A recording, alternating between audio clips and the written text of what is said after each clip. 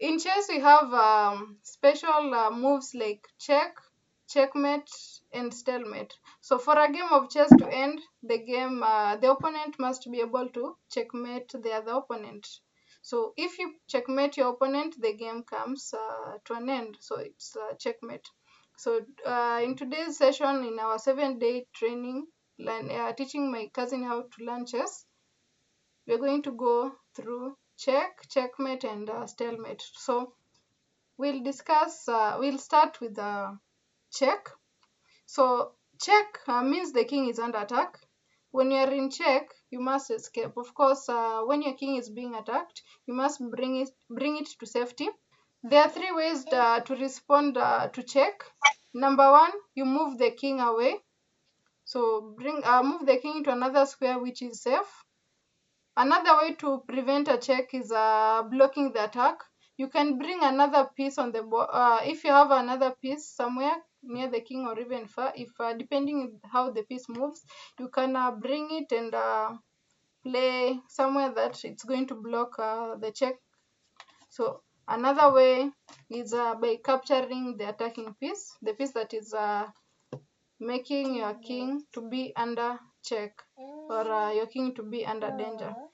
On the board, you have white queen on a6, white rook on b7, white king that is on b1, and black king on h8. So I'm going to use the pieces on the board to demonstrate a check and a checkmate.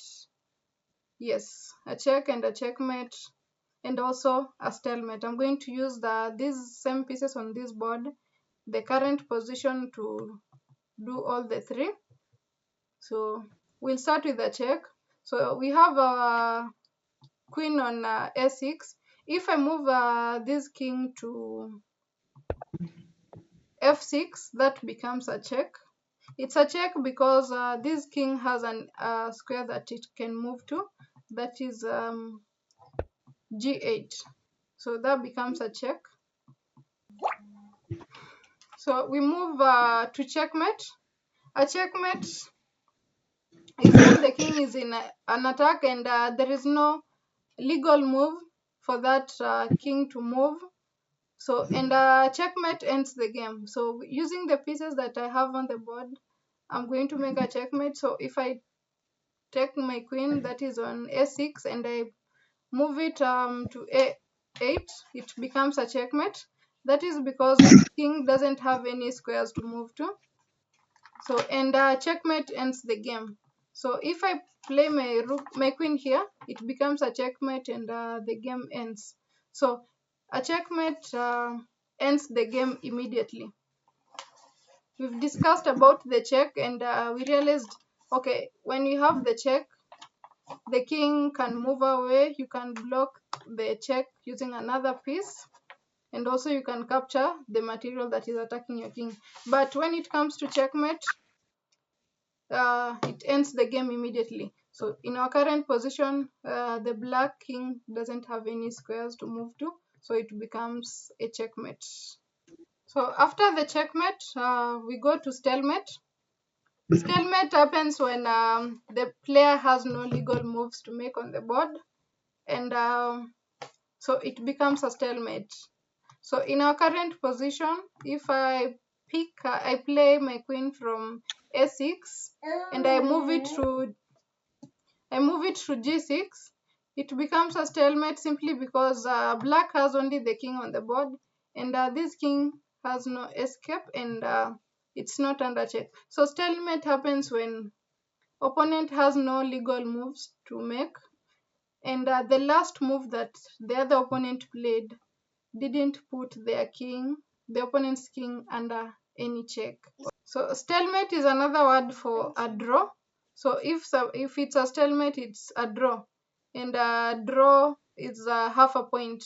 So in the current board position, clearly white is winning, but they just moved their queen from a6 to g6, and it's not a check, and black doesn't have any legal moves to make, so that becomes a stalemate. And they were winning before, so now it's no longer a win for white but rather half a point. So black takes half a point, white takes half a point. In as much as white had more materials and he missed to give the checkmate.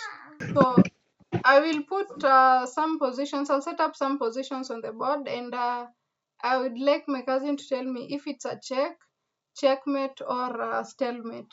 So in the current position on the board, is it a checkmate, or a stalemate? Okay.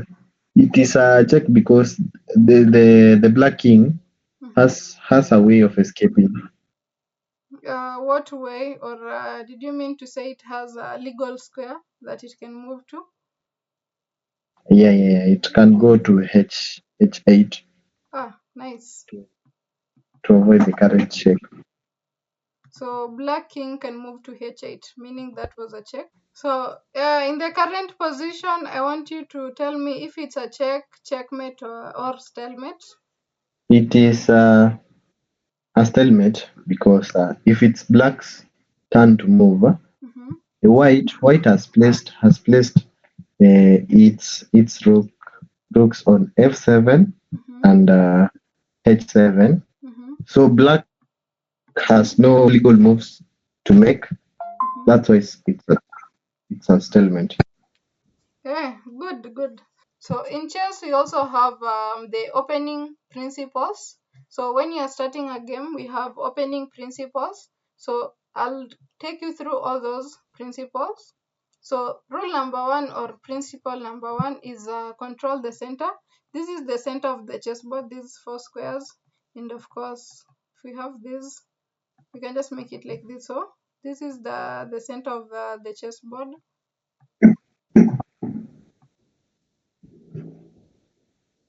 So have you seen the center of the chessboard? Yeah. So rule number one, always control the center. So of course, when you have the full board like this, you have to move the pawns first. So let's start with e4. E4, of course, is in the center of the board. So here it's controlling a square at the center. That is the D5 and F5. So when you play E4, it controls squares in the center. The same applies with D4. It controls squares the center of the board. So, and rule number one in chess is control the center. So we'll do a game to make your work easy on that. So control the center. We'll start with the pawn. We play E4 for now. We have black can play E5. Black is also controlling the center. White is controlling the center as well. I hope you can see this. Yeah. So control the center. We move to number two, principle number two. Develop your minor pieces. So we'll bring the knight out. Develop your minor pieces. Can bring the knights out. Bishop, let's bring the bishops out. So we're done with the rule number two, that is develop your minor pieces. We head to rule number three. It is castle early. Not this is just a sample game, like an example. So I'm not saying you should be playing like this chess. Play your chess. So I'm using this one to just explain those rules. We have control the center. We played the pawn. We did e4 and e5. And develop your minor pieces. We decided to bring the knight out. And again, when you bring the minor pieces out, you see this knight is controlling squares at the center. Are you seeing that? The knight on f3 is controlling a square, that is the d4 and e5. And again, your bishop, it came from f1 to c4. It's controlling a square at the center and also weakening the f2 square. F2 square is next to the opponent's king. So the same explanation goes for the black pieces. So we'll go to rule number three. So another basic rule, it's after controlling the center and developing your minor pieces, is you castle early. So we can do this, you can castle early. You remember the importance of castling? Yeah. Please remind us. Okay, so castling is important because it secures your king and also it connects the rook. So in the current board position, we can say the rook becomes more active when it's here, because you can just play this rook to e1, and it's now in this it's now on the e file. E file is also a file that has the squares, has two squares that are at the center of the board. So, and it's easier for you to move this rook when it's here. Again, you can bring it to e3 and move it freely.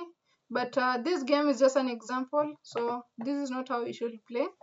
You just I need to explain this, the basic rules, and then, because if you play like this, of course you lose, because this is something just to demonstrate and show you the basic rules. If you play like this, and unless you're a strong player, of which you're working on that, and soon you should be able to win me.